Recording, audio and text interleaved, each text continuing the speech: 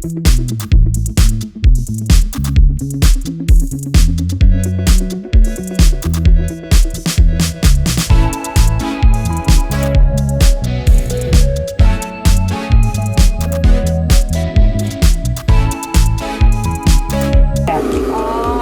bukanya setiap hari nggak sih, Pak?